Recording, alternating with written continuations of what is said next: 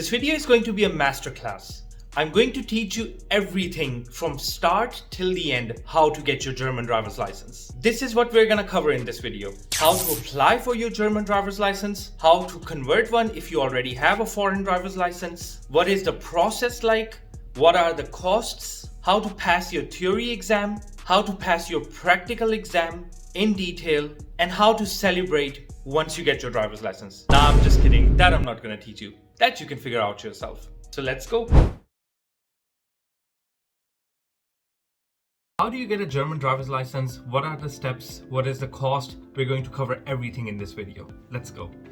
So if you have a European driver's license, you can actually skip this video, then you don't need a German driver's license and you're actually just good to go. And if you are from any of these countries that are listed on the video, you are also good to go. You can actually just swap your driver's license for a German one. There's a quick process, it's easy, and you can get your German driver's license. Just make sure if you're from Australia or the United States, then it depends on state to state. Some states you can just swap the driver's license. In some states you might need to do theoretical driving exam and some other process, so you can just look that up. So I have my notes right here and I'm going to tell you how you can get your German driver's license. So step one will be register at a driving school. Yes, of course, there are different driving schools in Germany. You can look up on Google reviews, go to a few and check out what's best for you, because it could be some register you straight away and some might tell you that they're full, so you would need to wait, and the prices are also different. Second thing would be, once you found the driving school, just pay the registration fee and you're registered at a driving school, so you're good to go and you're ready to begin with the process. The third thing would be, you would need to do a theoretical and a practical driving exam. This could be a little painful process and can take a longer time than expected, I would say. So just make sure that you are ready and patient and ready to grind a little bit in order to get this driver's license. We're going to dive deep into it, what is a theory exam and practical exam and how you do that later in the video. So fourth would be, you would need to attend the theory classes if you are not converting your license, rather just applying for a brand new one from the scratch. So in that case, 14 theory classes are mandatory, which you need to attend in order to go to the next step. And if you are converting your driver's license, you can actually just pay a fee and get a software and learn it at home. And yeah, after you've learned everything, you can actually just give the theory exam directly without having to attend any classes. So people who want to convert the license, they can study at home. So that's pretty cool. Step number 2, so you need to gather some documents. So these are important. Without these, you cannot get your German driver's license. Number 1 in that case would be the first aid course. It is a course where they teach you how first aid works, and it's actually pretty important and pretty fun to do. It's an 8-hour course. There's not going to be an exam in order to qualify you, or you need to pass this first aid course. Nothing like that, no. You just need to attend this 8-hour course, and at the end of the day, they will give you a certificate and you're actually good to go. Usually you can do this at the DRK, Deutsches Rotes Kreuz, and that's one of the famous places where you can do the first aid course in Germany, but there are of course other places. So you can obviously Google that and check that out. Number 2 would be is that eye test is required. Regardless if you wear glasses or not, you need to give an eye test in order to make sure that they know that you need a glasses or you don't. If you don't need a glasses, that's still okay, but you still need to give an eye test. So that's something important. You need to do an eye test. And then you need a biometric photo. Of course, they need to put a photo on your driver's license, so they need a biometrical photograph of you. So just take that and you can give that also. Number 4 would be is to translate your license into German if you're converting one. So let's say if you're converting your driver's license from another country, then you need to give a German translation. That is a must. ADAC is a place which you can visit the website and go do a translation. That costs something. Of course, that's going to cost you something, but it's not a big deal and you can get your translation ready. And you cannot just translate this document yourself or something. This has to be done by a proper firm. So Lingo King is one of the firms where you can do that, and another one would be the ADAC that is usually recommended. 5 would be driving school registration document. So once you register at the driving school, they're going to also give you a document which will say that you are registered and all those details, and you need to keep this document with you as well because you would need that later on. Step number 3, make an appointment at Führerscheinstelle. So Führerscheinstelle is a place where you can get your driver's license from, and anything related to driving license will be handled by this place. So number 1 thing would be to take all the previous 5 documents with you that I've mentioned. All of those 5 documents you need at this appointment. And when you make this appointment, don't expect that you're going to get an appointment for the next day or something. It could take up to a few weeks even to get this appointment, but book an appointment once you've gathered all those documents. So you can just go to the Führerscheinstelle and give them these documents that we previously mentioned. And along with these 5 documents that we've mentioned, you need to take your German ID, Ausweis. So that's something important. Ausweis is the German ID, it's the translation for it. And your home country's valid driver's license if you're converting a driver's license. So what I mean by valid is that it needs to be valid at the time that you're giving. So if it's an expired license, it wouldn't count as a valid driver's license. Then you need to apply from the scratch. So after all of this, the authority is going to give you an appointment, or they're going to tell you that you need another document or something else. They will let you know and you just act on it. Or it could be that they just give you an appointment directly, so without asking any further documents. So then you're good to go. So once this appointment is done, the next thing would be is that after a few weeks of the appointment being done, you need to contact your driving school. In some cases, I've heard people just didn't contact their driving school and it took months and they never heard from Führerscheinstelle or the driving school. So you need to, after a few weeks or maybe a month, contact your driving school, ask them if everything is good to go, and they will give you a green signal that yes, we received basically the notification from the Führerscheinstelle and you're good to go. And by good to go, I mean you can start with your theoretical exam process. So step number 4, the theoretical exam. So you need to attend the classes if it's a brand new license that you're applying for from the scratch. 14 are mandatory, like I've mentioned, and you can study at home with the software which your driving school has given you, and you can just study at home if you're converting a driver's license. That shouldn't be any problem. In this theory exam, you have multiple languages available, including English, so that's pretty cool. So if your German is weak, you can just do it in English and that should be fine. And there will be over 1100 questions that you need to study in this exam. A lot of questions, so a lot of study would be required. And out of these 1100 questions, fun fact is that only 30 will appear in the actual exam. So it could be any random 30 questions, so study them properly, of course. And you would need 100 points out of 110 points in order to pass. So the point system is like some questions are worth 2 points in this exam, some are worth 3, 4, up to 5. And you need 100 points in order to reach and pass the exam. So you have very less room of error, I would say. Literally, you cannot make so many mistakes, otherwise you would fail the exam. So make sure that you count this fact in while doing your theoretical exam. And by the way, I have done a video on theory exam on how you can pass it. It's a separate video, you can go check that out, and we go in depth there on how to actually pass your theoretical exam. Once you've studied for your exam, just contact your driving school and let them know that you're good to go, that you have studied and you can give the exam now. So your driving school is actually going to contact TÜV and they're going to make the exam appointment. They're going to just let you know that at this time and this date, you're going to have your exam. You can retake this exam as many times as you want. There's no problem with that. So in case you fail, don't worry, you can retake the exam as many times as you want. But of course, it's going to cost you a lot of money every time you make a new exam. So we're going to go into the cost break at the end of the video. So it'll be valid for 1 year. So once you pass the exam, the theoretical exam will be valid for a year, meaning that you need to pass your practical driving exam within a year. If you don't, then you would need to retake the theoretical exam. So that's a little sad. But 1 year is a pretty good time to actually pass your practical driving exam, unless your driving school is really, really busy, because it could take months and months to book your practical driving exam appointment. but we will go into that later.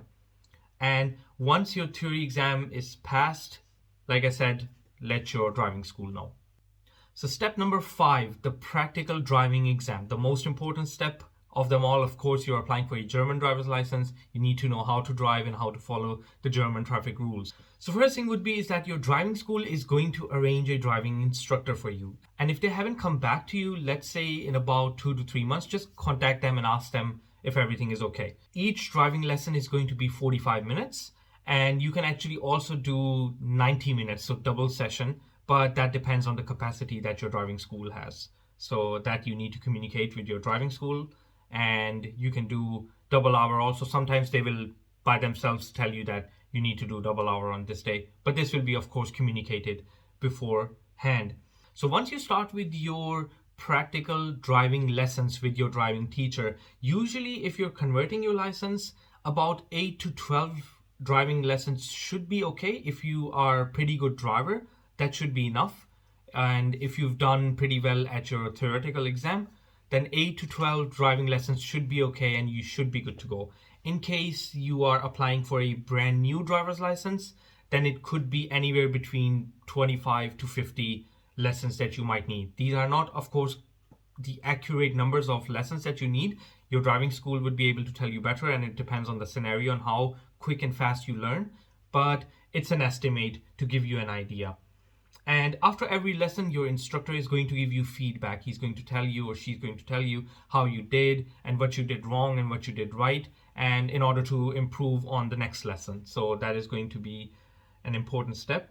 So once you're ready, your driving teacher is going to book a practical driving exam for you. And this will be judged only by your driving teacher. You cannot yourself say, hey, I'm ready, book an exam. Yes, you can obviously communicate if you feel like you're ready, but the final word would be from your driving teacher. If your driving teacher says, yes, I think you're good to go, you're ready, then they will book an exam. Because your driving school and your driving teacher also has this reputation that they want to keep. They want to make sure as many of their students pass the exam with least amount of tries.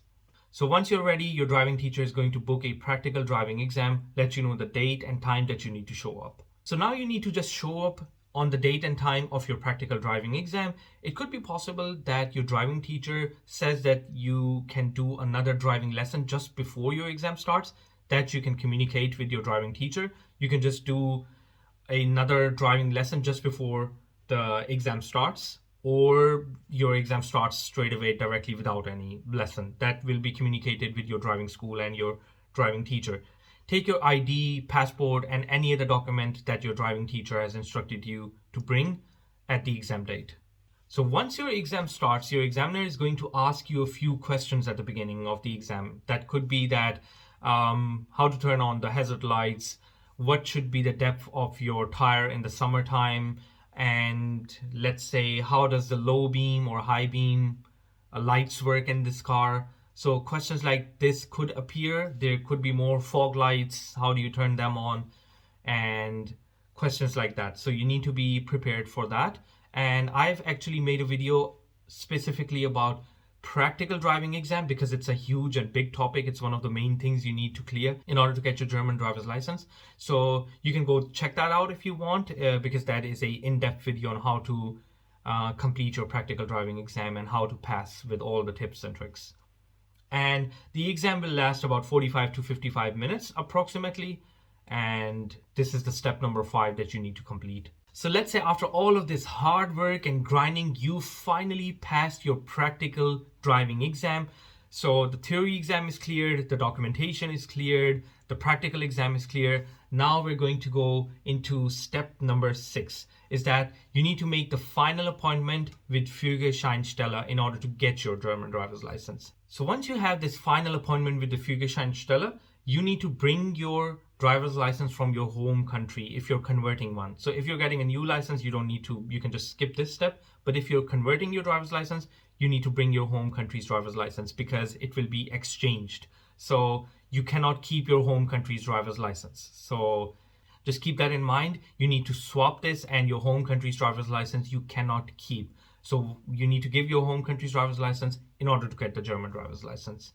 So bring your German ID, your Ausweis with you at this appointment. And if there's any document given to you by your driving school, just bring that also. So that's going to be all right. And it could also happen that you may get a temporary document driving license, a pink colored paper, pinkish, which will act as a temporary driving license until you get your driver's license card.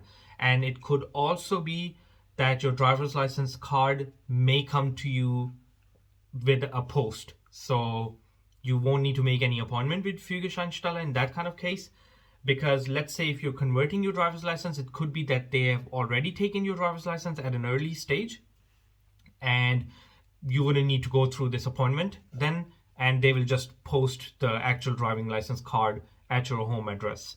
But it could be that you need to make the appointment and go through the process. It just depends city to city and state to state. Different states, different cities, different rules. So you've received your German driver's license. Congratulations. Then your German driver's license is going to be valid for 15 years after all of this hard work. I know all of this process sounds a little bit hectic, and it could take a lot of time in order to just complete all of these steps and go through the whole process. Could be a little painful, but if you just stay focused, stay positive, follow all the rules, you should be actually good to go.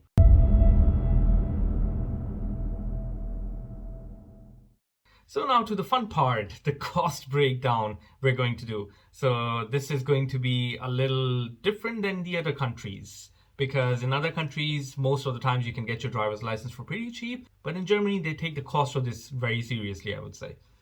So the cost breakdown, and all of this cost is going to be an approximate. So it could change obviously in the future. We're doing this video in 2024, so I'm updating you an approximate cost breakdown. Registering at a driving school could cost you up to 250 euros. The theory lessons that you would need to do if you're applying a driving license from scratch, mandatory 14, they could cost you around 150 euros. And if you're converting a driver's license and you're getting a software, the software could cost you 60 euros. You can also actually buy an app from Google Play, and that should cost you around 10 euros. But I actually recommend the software from your driving school because that is much more clean and better interactive, because that's what I did also, and I loved the software. The software was pretty cool. So first aid course is going to cost you 25 euros, the biometrical photo around 20 euros, the translation of your driving license 65 euros, the sign up at Führerscheinstelle, the appointment, the initial appointment that you made could cost you around 50 euros. The theory exam around 35 euros. And let's say you're doing 20 practical driving lessons. So you can change this, of course, and check another number which you think you might need to do in your case. But 20 will cost each 60 euro, and it is going to cost 1,200 euros to do your practical driving lessons. That's the most expensive part always, the practical driving lessons, because that's the main action is going on. And finally, the practical driving exam, that is going to cost you around 250 euros. So the whole cost to get your German driver's license, just an average, would be 2,105 euros. That's for the breakdown that I have. It could be a little less if you're doing less practical lessons and if you've cleared your exam and if you're converting your license. It could be less, I could say, and it could be way more, just to make sure that you know that, because it could be that you failed your theory exam or practical exam and then you need to do more lessons and stuff like that. And especially if you're applying for a driving license from scratch, it could cost up to even 3,000, even 4,000 euros, just depending on your scenario and your case. But the average cost should be between 2,000 to 2,500 euros. And in my case, the driver's instructor was a really, really fantastic guy. He actually was so joyful and so happy, always teaching me in a very positive manner. So that was really cool. The practical lessons were a really good experience for me, to be honest. And actually, once I've passed my practical driving exam, he was actually cheering and being happy even more than I was. And that was crazy. So it was really cool experience. And I hope you get a driver's instructor, someone like that too, which is joyful, happily communicating to you. And yeah, and just one more thing to mention actually is that your practical driving lesson is going to be in German. So most probably your teacher is also going to communicate with you in German, or at least try, even if you get someone that can speak English. but it's very important that you know the German keywords because in your practical exam, the examiner is just going to speak German. So on average, it could take between 6 to 12 months in order to get your German driver's license.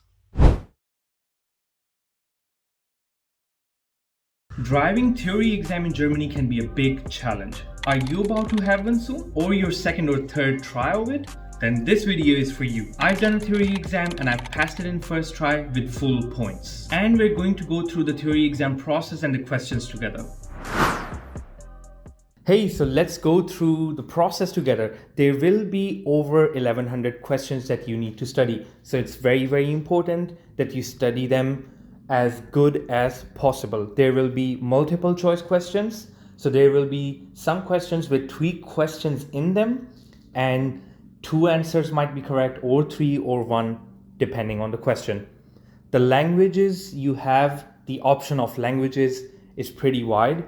So you can do it in English, Spanish, German, and there are many other languages. So if your German is weak, then definitely English is the way to go. And the questions will be worth between 2 to 5 points depending on the questions.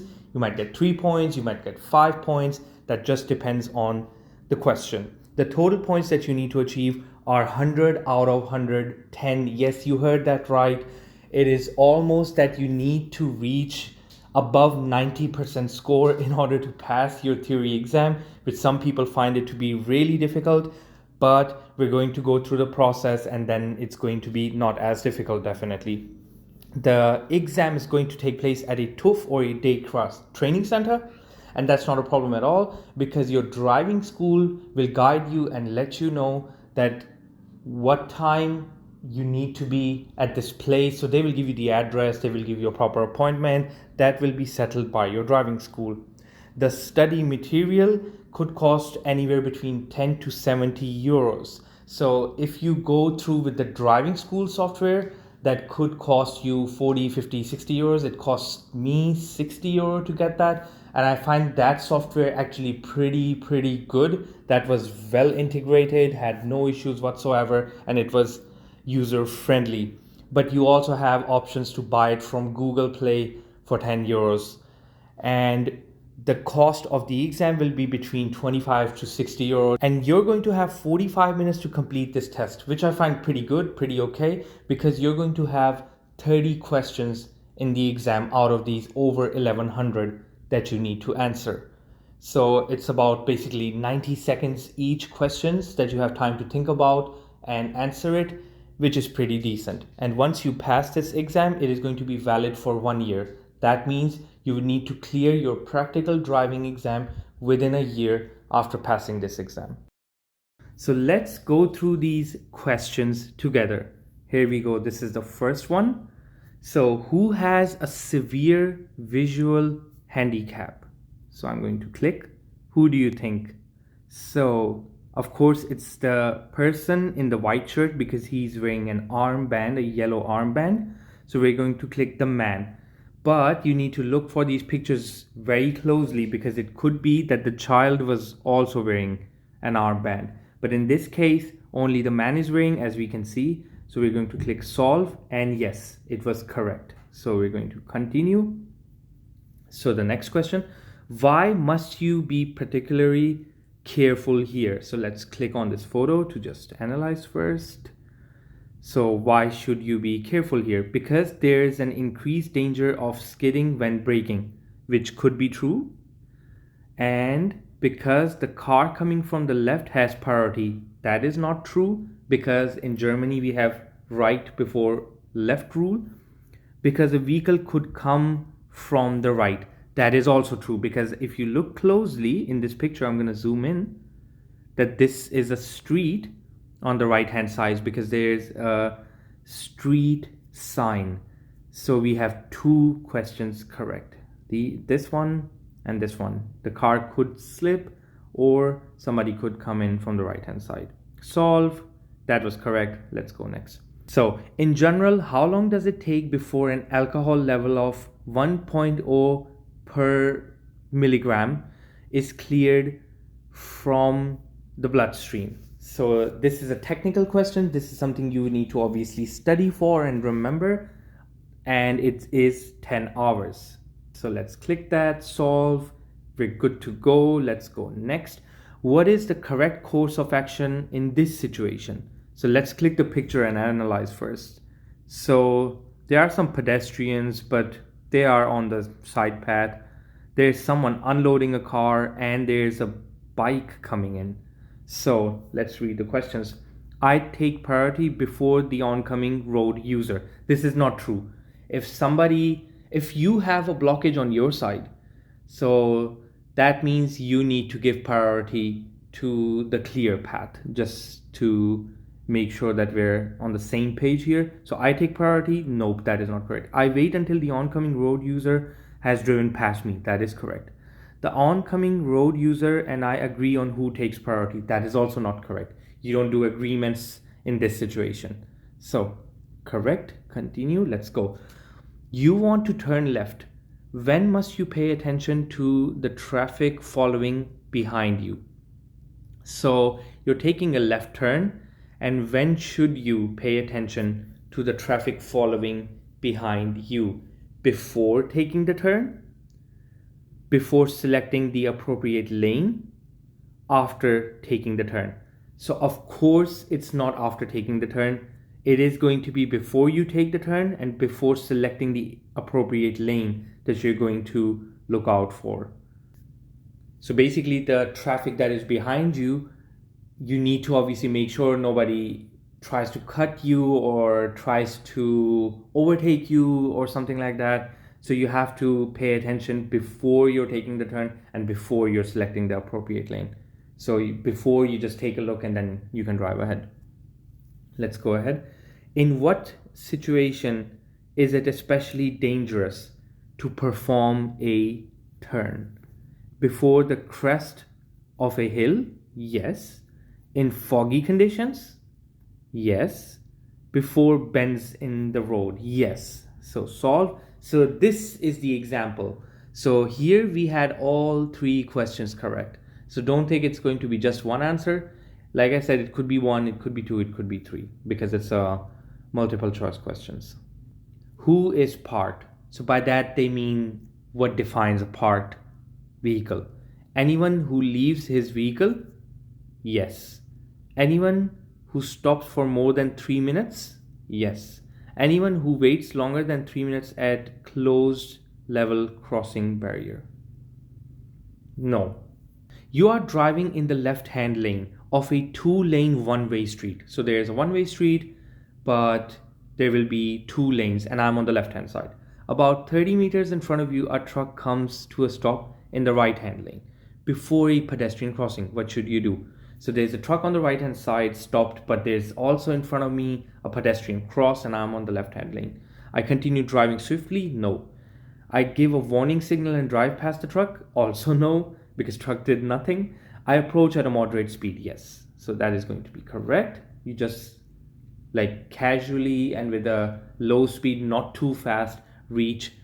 So you make sure obviously you're not confusing anybody. What is the right course of action? So let's look at this picture. You want to turn left, but there are these 2 pedestrians that definitely want to cross the path. And yeah, that's about it. There's also right before left here because it's an unmarked junction. By the way, I also made a video dedicated to right before left. You can watch that too. So let's go through this. I continue driving because the 2 pedestrians have to wait. No. I wait because the 2 pedestrians have priority. Yes. I take the turn before the oncoming pedestrian because only this one is required to wait. Also not correct. So this is correct. The pedestrians have priority, so just give them way. So what is the right course of action now? Let's look at this picture. So there's a policeman we see, but we see his side. His arms are stretched, meaning he's telling the blue vehicle not to cross. So that doesn't apply to us. I cross over the junction carefully. So yes, we can carefully cross over the junction, but the blue car cannot. So correct, continue. Please start the film in order to familiarize yourself with this situation. So yes, there will be some questions with a video. So it's good that it came up. So we're going to go through this. Let's play this video. Let's click Start film. Let's see what happens. So we're just driving. There are some cars in front of us, 2 lanes.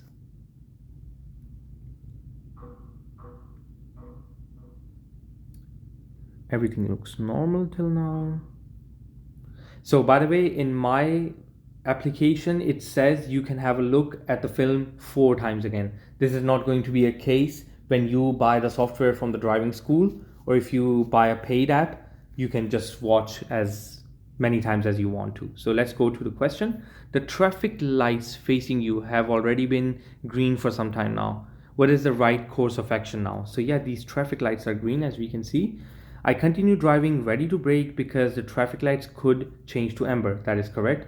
I accelerate to ensure I watch the traffic lights closely. Yes, just keep an eye on them because they could change to orange and you still have time to stop. So solve, all good. Let's go next. What is the right thing to do? So an unmarked junction this is. So this is right before left. And we have 2 cars, one from the left hand side, one from the right hand side. So definitely priority we are going to give to the green car. But to the left car, we are definitely not going to give the priority because we are his or her right. So I have to allow the red car to pass. No. I turn left before the green car. No. I give way to the green car. Yes. Solve. Very good. So that's right before left. So what does this traffic sign combination indicate? That horse and carriages have priority over motor vehicles? Danger in connection with horse and carriages? Horse and carriages are not allowed to pass through. No, I think it's just definitely going to say that there is danger in connection with horse and carriages. Yes, and that is correct because that sign doesn't mean that they have priority or something. But it's just warning you that there could be horses and carriages around. What does this traffic sign indicate? So pretty simple. I may only drive straight ahead. I'm on a one-way road. I have priority over oncoming traffic. So it's not a priority sign. It is that I may only drive straight forward. So you can only drive straight. That's what it's telling you. So Sol, what does this traffic sign indicate? A toll road, a customs point, a prohibition on through traffic. So this is a good example. On this sign, there is obviously no English word written on it. It's German. So you would need to familiarize yourself with some of the German terms and words. So make sure that you study these German terms and road signs as well, because that's going to help you in the practical exam as well. So this is a customs point. Solve next. You are driving a motor vehicle with a manual gearbox. How can you reduce the fuel consumption of your vehicle? By switching early up to the next gear? Okay, and by driving at high engine speed? Definitely no. By employing an anticipatory driving style. So by switching up early and by employing an anticipatory driving style. So this is going to be correct. So we have another film question. Let's click on it. Let's see the video. So we're driving on the Autobahn. We're driving on the highway. There's somebody overtaking us.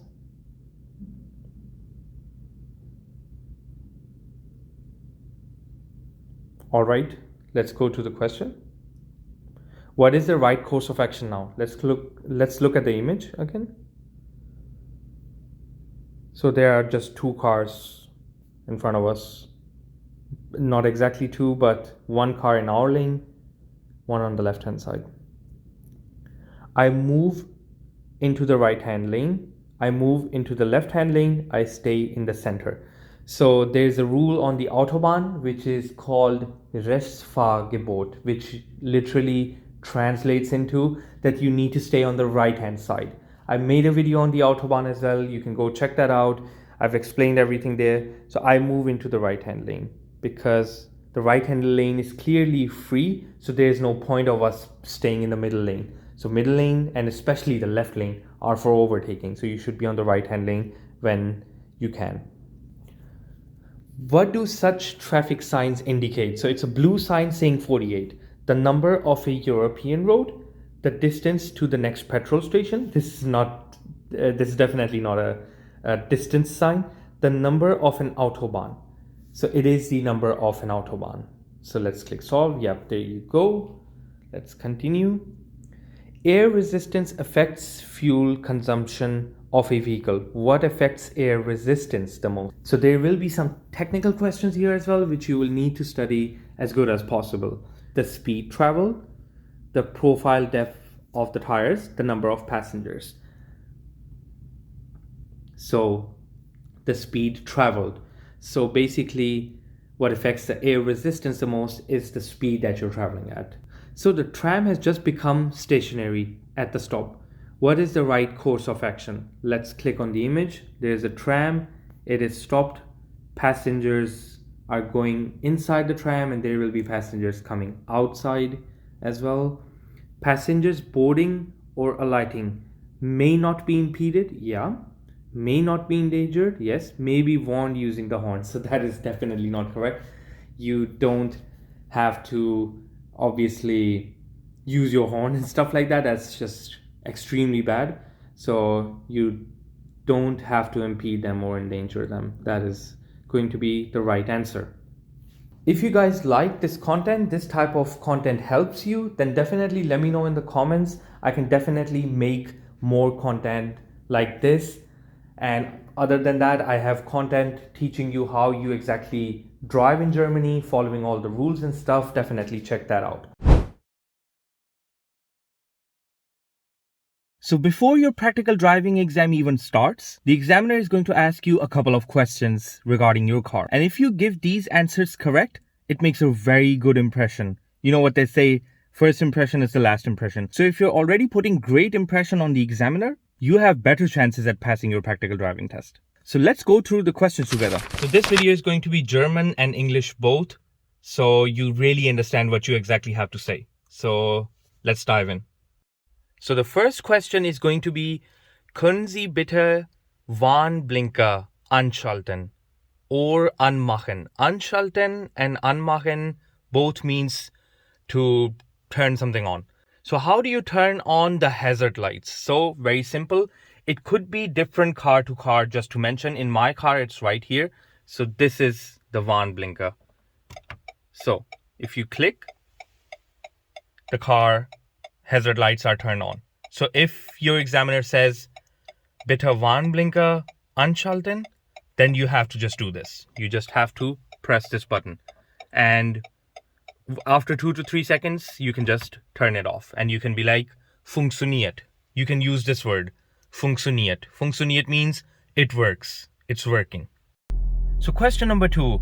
Können Sie bitte Fernlicht anschalten? That means to turn on the high beam lights. So it depends on car to car. Some cars have it different. So my cars have it right here. I'm going to put the camera right here.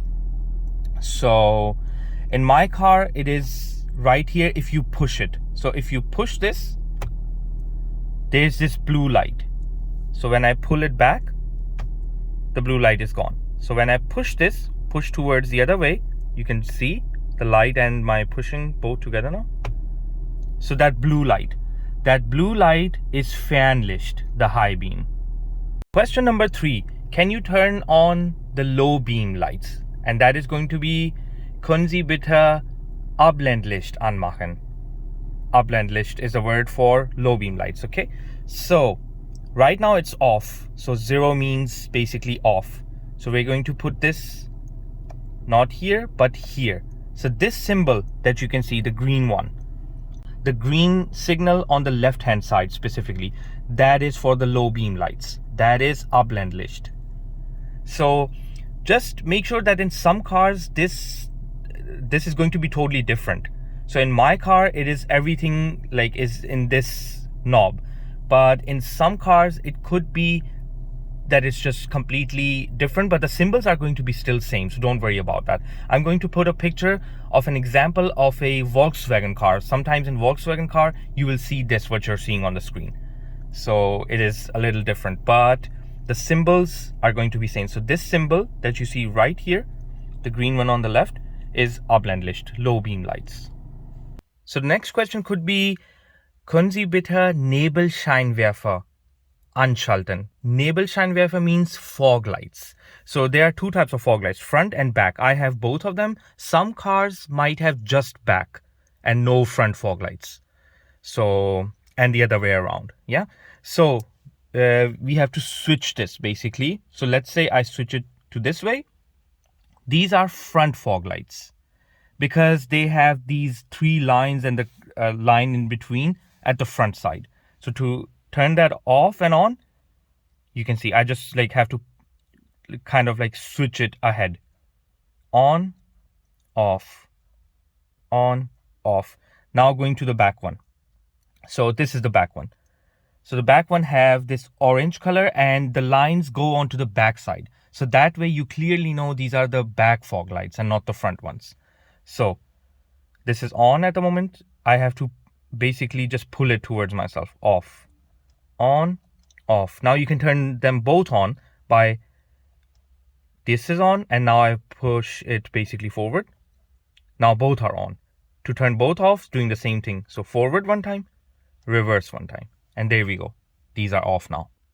So question number 5 could be, können Sie bitte Standlicht anschalten? Standlicht basically means parking lights.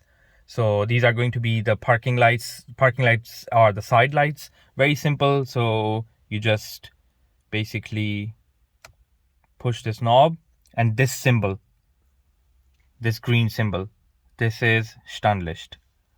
These are the parking lights. Another question could be that they might ask you, was muss mindestens Reifenprofil sein? Reifenprofil is basically the depth of your tire. So this inside. Yeah. So this has to be, you need to say 1,6 millimeter, 1.6 millimeter.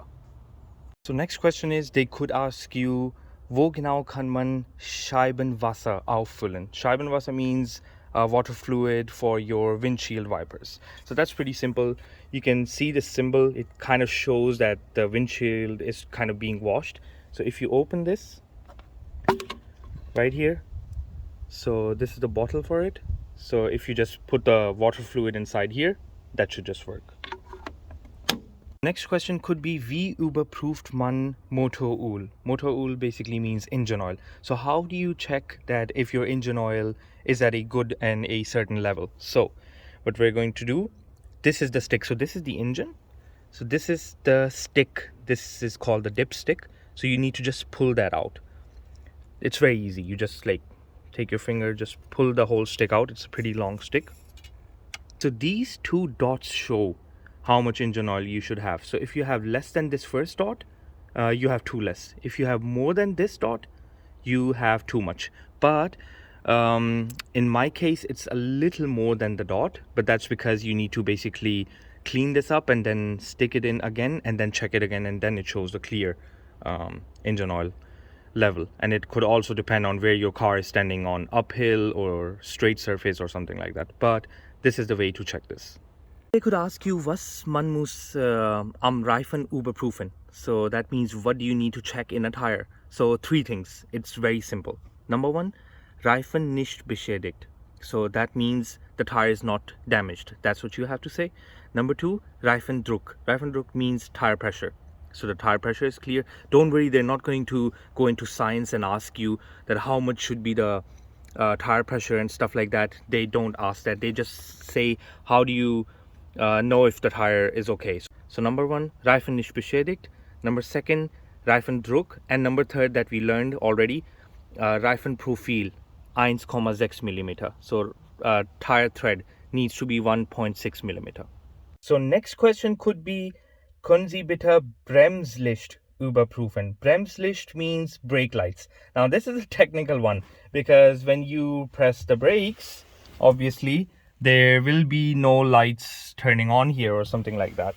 So in this case, you need basically 2 people. So you could just ask because at your exam, your examiner will be there and your driving teacher will be there. So you could ask your driving teacher that he can just come in and press the brakes, and you can go onto the backside and check if the brake lights are working or not. When he presses the brakes and the lights turn on the back, it's good. If it doesn't, then they're not working, obviously.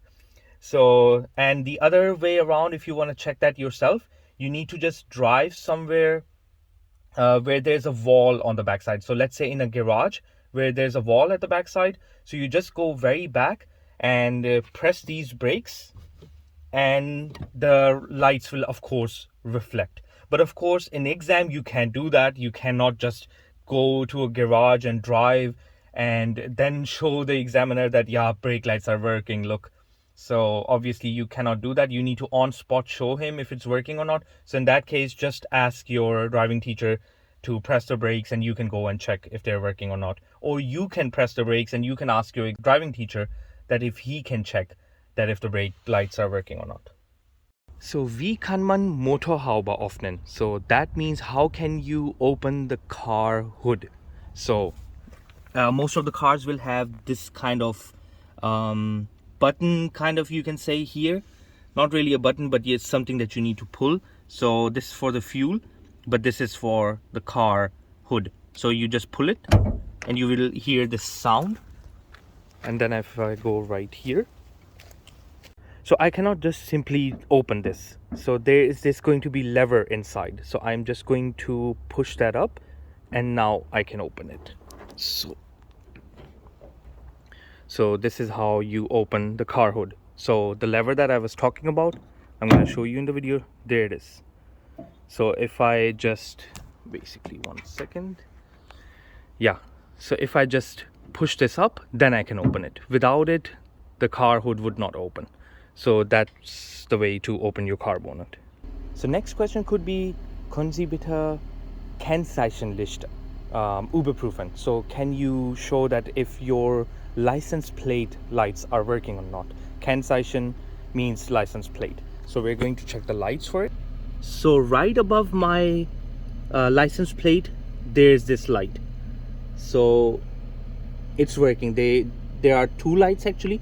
So both of these are working. So yeah, that's the way to check these. The next question could be, bitte überprüfen Sie Scheibenwischer. Scheibenwischer means windshield wipers. So that means, überprüfen basically means show if it works or not, kind of, no? So some cars might have it a little different. So my car has this, but it would still be similar with the similar symbols and stuff. So this is the intensity of it. So you can select how often should it go. So I just keep it at third, and this shows it's on 0 at the moment, and this is for the back windscreen wipers. So if I turn this on, it's doing the back, but just one time. If I'm doing it, if I'm pushing this twice to the other side, then it's gonna continues just do the windscreen on the back. So we're gonna turn this off. So this is for the back. So the main part is always going to be the front ones. So that's what we need to see, that if it's working. So right now it's on 0. So if I click one time down, it's going to be on automatic. So if it is raining, it's going to automatically use the windscreen wipers. So if I do it twice, so as you can see, now it's using the wipers. So turning it back off. So if I was putting it on number 2 right here, it would have just done it the same process but faster. So just to mention that. So right now it's on 0. So you can actually also put this up just to do that one time. So I'm just going to do 1 up. So it does it one time. Let me show you. 1 up. So it just does it one time and that's it. So that's how you use the Scheibenwischer, the windscreen wipers. And something that is actually worth mentioning, the questions that are outside the car are very rare to be presented, let me say it like this. So it's very rare that your examiner is going to ask you to open the car hood or check the water fluid for your windscreen wipers and stuff like that. Like any question that is going to be outside the car is going to be rare. Don't get me wrong, you could be asked those questions. That could potentially happen, but the chances are literally 5%. 95% cases, the questions are going to be just inside the car. So it is worth mentioning, when you start your exam, make sure you adjust your seat properly and according to your liking. and wear your seat belt. Adjust the side mirrors, adjust the back looking mirror, which is basically just right here.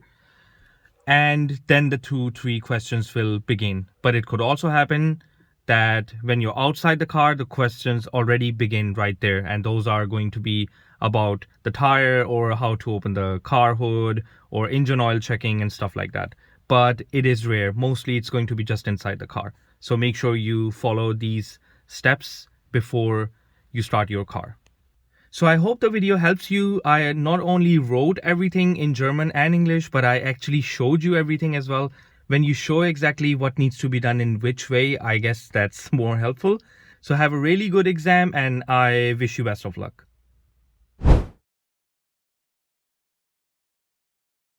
The whole world is on your shoulders. Your German practical driving exam is coming up. You're excited, you're nervous. You really want to get your hands on that brand new shiny German driver's license, which is one of the best driver's license on planet Earth. And I can guarantee you after watching this video, you're going to go into your exam very confident and highly likely to succeed and pass that exam to get your driver's license finally. So let's just jump right in and let me give you the tips on how to pass this exam. So step number 1, stay calm. This is one of the most important steps actually. I know it's easy said than done. And by the way, this video might be a little long, but you want to stick through the video because I will give you all the tips on how you can pass this exam. So staying calm is very important, wearing comfortable clothing and the same shoe that you were wearing with your German driving teacher at your practical driving lessons. Because if you suddenly change your shoe, the clutch, the brakes, the acceleration pedal might feel a little different, might feel a little softer, might feel a little harder just because you changed your shoe. And that could cause distraction. And we don't want any distractions in your exam. So make sure that you wear comfortable clothing. Drink some water before the exam. I don't suggest drinking any sort of soda or any sort of energy drink or something like that, because that might make you too excited and you might have this adrenaline and you don't want that. So just drink plain water. That's what I suggest. And think of it as another practical driving lesson. Don't think of it as a big exam that's coming up. Of course, you paid a lot, you've been through a lot, and of course, you did a lot of grinding in order to get your driver's license. But if you make this exam day a big deal that, oh, my exam is coming up and this is a huge deal and I have to think of it as it's a big day and something like that, you might get too excited and you don't want that. You should just think of it as another practical driving lesson and you should just go there and do your best. Like whatever you've learned in the theory, in your practical driving lessons, just go out there, do your best, and I'm pretty sure you're going to be as calm as you could be. Let me say it like this. So this is the step number 1, very important. Step number 2, be ready for the first 2 to 3 questions that the examiner is going to ask you. The examiner is actually going to ask you some questions about your car. This could be that they might ask the depth of your tire that you need to have, for example, in the summertime. It could be that he says, turn on the hazard lights. It could be that he says, turn on the high beam light or the low beam light or something like that. So there will be some questions about that. Of course, you're going to learn these questions with your driving teacher. So hopefully you would remember what you have to say. And remember that these questions are going to be in German. They are not going to be in English. So there are particular keywords in German language that you would need to know. Just let me know if you want me to make a video about this specific topic, because these first 2-3 questions, of course, if you already know what you have to say, you would go in there even more confident. Because, of course, the examiner will ask you 2-3 questions, but there are, I guess, 15 to 20 questions about your car, in which 2-3 questions he will ask you. So just let me know if it helps. I can make a specific video about just this topic, about these 2-3 questions that they're going to ask you. But like I said, it's going to be about lights, hazard light and stuff like that. But I can make a video on it with German subtitles and everything, all of that. So answer them best to your knowledge, and you're good to go. If you answered, let's say, something a little wrong here and there, that's not the end of the world. You shouldn't worry that, oh, my exam is over. No, you will be good to go. Don't worry about it. So just stay positive and concentrate. Step number 3, drive rather a bit slow than fast. What I mean by that, in Germany, you have 30 zone, you have 50 speed limit areas, 60, 70, 80, 100, 130, and so on. The Autobahn, you can even speed up to whatever you want to speed up to. The recommended speed on the Autobahn is still 130, by the way. So what I mean by all of this is that, let's say if you're confused about the speed limit, let's say you're inside a city. Inside a city is normally 50, and inside complete residential areas, it's usually 30. So let's say you're not sure if you're inside a residential area or just a main road or something. That could potentially happen. So rather than driving 50, I would suggest to drive 30, because it could be that you're confused that, oh, is it a 50 zone? Is it a 30 zone? Should I drive 40 maybe and stuff? Just drive 30, because you have less chances to fail if you drive a little slow than if you drive faster. If you just speed up 50 and it was a 30 zone, your examiner will be like, stop the car, you failed the exam. But if you're driving 30, let's say, in a 50 area, it could be that there are cars anyways and you're not able to drive 50 anyways. So it could be that you have a chance to still pass the exam. Don't get me wrong, it could still happen that if you're driving 30 without any cars behind you or in front of you in a 50 zone for about a minute, your examiner might be like, you were driving too slow, you failed the exam. So that could potentially also happen. But yeah, just make sure that you know what speed limit you're in. If you're confused, I suggest to drive a little slow than fast. So that is something very important tip. So step number 4, check shoulder view and mirrors. This is something extremely important. Let's say you're turning right after a traffic light. So just make sure, don't just like start driving and turn right without looking mirror and shoulder view. Because sometimes when you check your shoulder view and you can see through the glass through the window of your car, of behind door, let's say, sometimes there is another car or a bicycle or a pedestrian that's hidden there sneakily trying to overtake you or something like that. So make sure you check your shoulder view. That's clear. After that, check the mirror. So in case, obviously, we're turning right, you're going to check the right hand side mirror. So everything looks good, just turn right and that should be good. And when joining the Autobahn, that is also very important that you check your shoulder view and mirrors. I've already made a specific video about Autobahn. So in that I explain all of this. So what you have to do, obviously, when you join the Autobahn from acceleration lane, check your shoulder view, check the mirror view, and when lane changing, do the same also. Step number 5, the right of way rules. Right before left needs to be followed for sure. So make sure when there's an unmarked junction, when you're at a residential area inside a city, there is going to be right before left valid. Usually when you're inside a city and you're on the main road, you will see priority signs or give way signs. And once you see those signs, then right before left doesn't matter. But in case you're inside a residential area, most of residential area in Germany will have a right before left, especially 30 zone.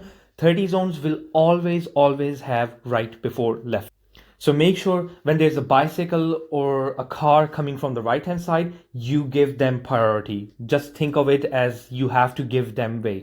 So yeah, just make sure that the cars and the bicycles that are coming from the right hand side, you give them priority. That is extremely important. Right before left is one of the main rules in Germany.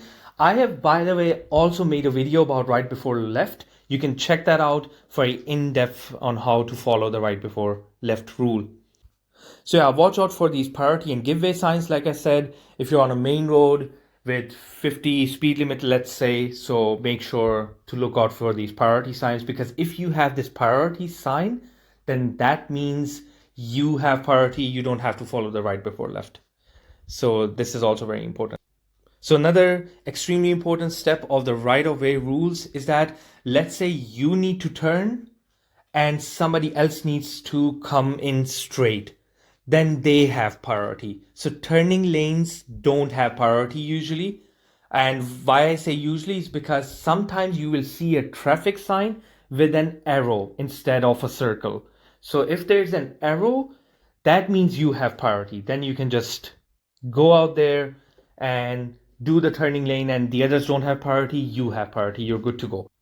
Prepare for the special 2 to 3 tasks. That is also something extremely important that is going to happen in your exam. The examiner will ask you or might ask you to return back to the way you were coming from. So let's say it's a word actually said umkehren.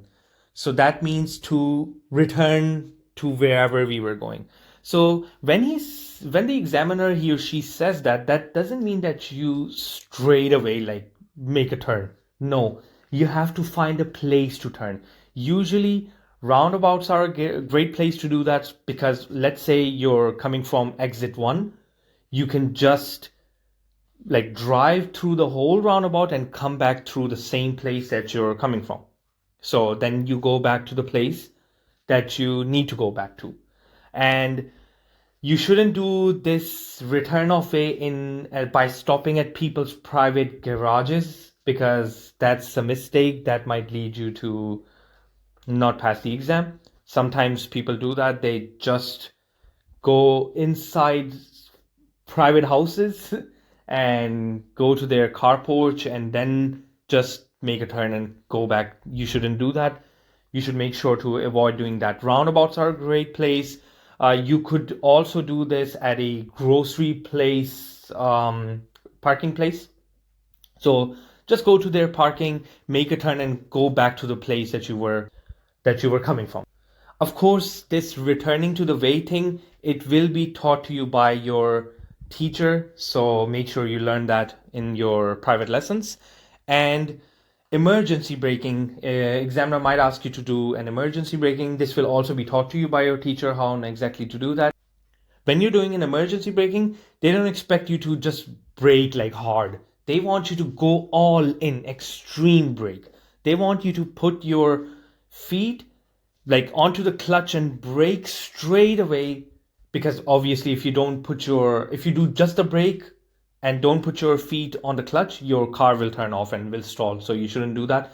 Just 1 foot on the clutch, 1 foot on the brake, and then just bam, like push those two like you're trying to save someone's life. That is emergency braking. And of course, when your examiner will ask you to do such thing, it will be a 30 zone, and it will be an area which there won't be any cars around you. So don't worry about that. You're not going to cause any harm to someone. You just have to boom, like do an emergency braking as hard as possible. And he might also ask you to do parallel parking or reverse parking. Reverse parking could be at a grocery place, parking place, or any other parking place that they find. And parallel parking is that when you're parking on the side. So in Germany, it's very normal to do parallel parking. This will also be taught to you by your teachers. So you need to do correct parallel parking, correct reverse or front parking. Just totally depends. Just make sure you've learned the parking in your practical lessons as good as possible, because this is a big area which in many people don't practice enough. But parking, you need to practice how to park. Reverse parking, front parking, parallel parking, these are all very important. So make sure you give this topic a good amount of time and learn that properly. Tip number 7, use the signals. Every time you turn, use the indication. That's what I would do. That's what I would suggest. So if you're turning, let's say, and you're not sure that you should use an indication or not, using indication extra wouldn't harm you. So I'm just going to say it like that. So use the indication as much as you need to, as much as you think you need to. Of course, don't use it so much. Don't use it like you're going straight ahead and you're just using the indication. Of course, that doesn't make any sense. Also, don't use the indication too early. Like not like you want to turn right, let's say 3 streets after, and you're already like indicating to the right hand side, because people might think, okay, you're going to turn right now. You're going to turn right now. And they're going to start to think, okay, the indication to the right hand side is on since a while, but the driver is not turning right. Why? So yeah, don't do that. But definitely don't use the signal too late. That is worse than using it earlier.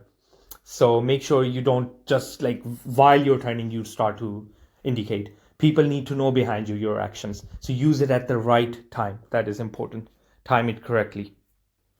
Now, stalling doesn't mean you fail the exam. Many people, the car turns off and they think, oh shit, okay, second time turned off, and they would be like so nervous and they might think, okay, we failed the exam, this is over. No, that's not gonna happen. Don't worry about that. If your car stalls, if it turned off, just breathe, just relax. Obviously, don't start to drink coffee or something and 5 minutes you're waiting, but just breathe in, just relax, and after a second or two, turn the car back on. When it's turned on properly, then when you're hitting the road again, like let's say when you're hitting the acceleration pedal specifically again, don't just start driving without looking into your mirrors and your shoulder view. Just make sure, look around, everything is okay, and then drive.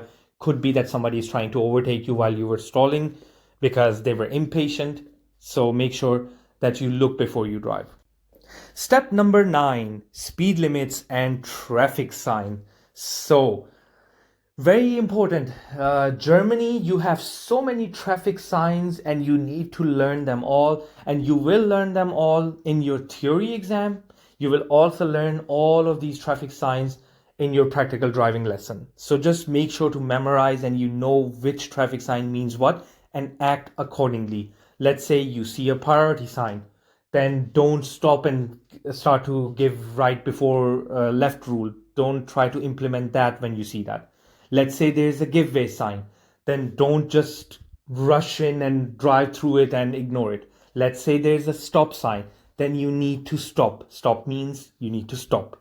So don't be like, okay, I'm gonna get slow at the stop sign and pass through slowly so everything is okay. Nope, it's a stop sign. Stop for 3 seconds and then drive ahead, regardless if there's a car or not. And yeah, other traffic signs, whatever traffic sign there is, just make sure to act properly on the traffic sign. And like I said, speed limit. So in German cities, the usual speed limit is 50. And residential areas have a 30 speed limits, and there are 30 zones. 30 zones will always have right before left rule. And like I said, like I previously mentioned, and just make sure to look out for the speed signs. Sometimes it might say 30, like not 30 zone, but rather just a 30 speed limit because there was construction site or something. And sometimes it will say 50. Usually it's 50 in the city areas. And these priority signs, and of course you will see all of that. And then there's this countryside, these country roads in Germany, and that has a normal speed limit of 100. Now it could be that when you go there it says 70, so make sure you don't do like, okay, country roads have 100, I'm gonna drive 100. No, if it says 70, drive 70. But if you haven't seen any speed limit signs and you know that it's a country road, there's a specific sign which says city is like gone. So I will put that sign on the video right now. You will see it. Once you see this sign with the red line that city is gone, normally it's going to be 100. So just drive 100 unless you see a traffic sign saying 70, 80 or elsewise. Yeah. And then there's the highway, the Autobahn, the famous Autobahn. And on the Autobahn, don't think, like some people think that Autobahn has no speed limit, which is true for 60 to 70% of the Autobahn. There is still 30 to 40% which has a speed limit. It could be because of a construction site or something else. It could be 80, 100, 120, even 60 sometimes as slow as that. So just make sure to look out for that when you're joining the Autobahn and you're speeding up and you see no signs are there. Of course, it would still be no speed limit. So make sure to not drive more than 130 in your exam still. Although the speed limit is like, there's no speed limit, but still 130 is the recommended speed limit. So just act on that. And if you see a speed sign, then follow that.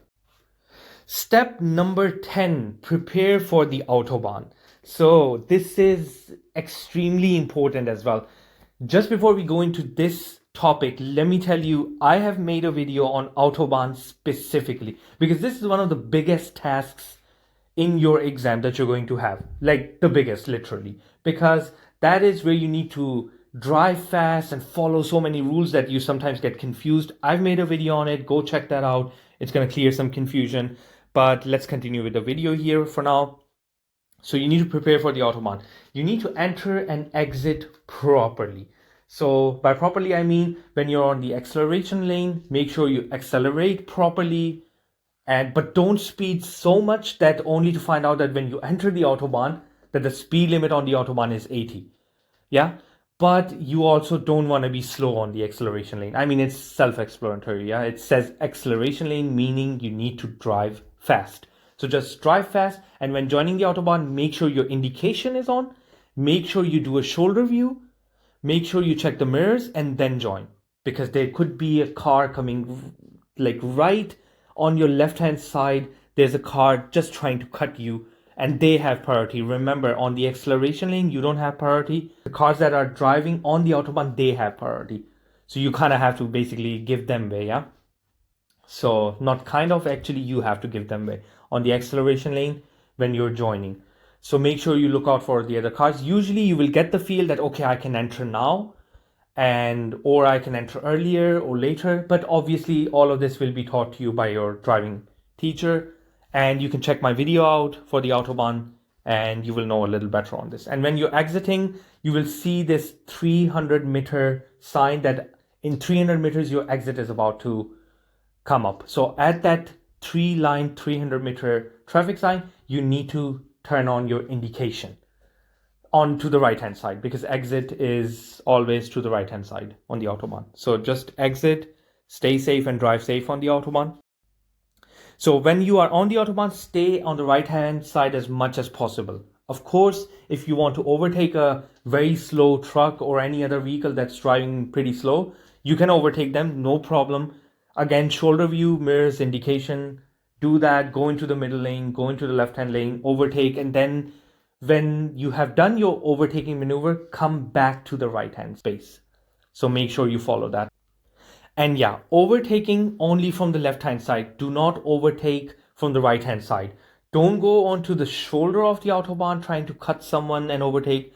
Don't overtake from the right lane. Just don't do that. That's not allowed. If you want to overtake, you have to go onto the left-hand side or into the middle lane, overtake, and then come back to the right-hand side.